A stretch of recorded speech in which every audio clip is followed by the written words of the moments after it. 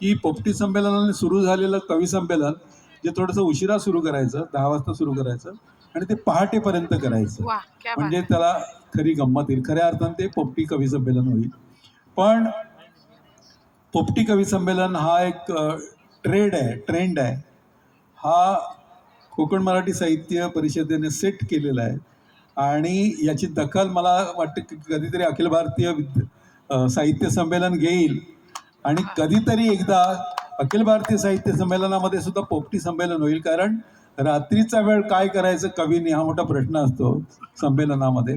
त्याचं उत्तर म्हणजे पोपटी संमेलन आहे आणि खूप छान वाटतं या भागामध्ये.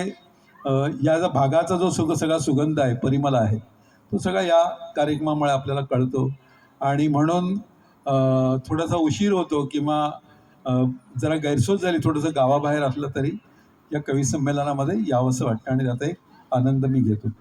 तर आदरणीय LB पाटील सर, गणेश म्हात्रे, आमचे गणेश कोळी, गणेश म्हात्रे, ज्योत्स्ना, स्मिता,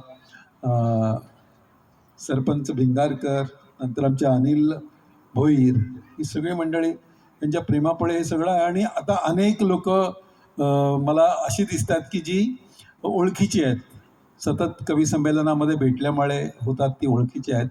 आणि असं एक संमेलन, एक छोटंसं ज्याला गुणवंत झालं का जेवण तुझं का चाललंय? किती वेळ जेवणार आहे, कधी आणि किती वर्ष जेवणार आहे?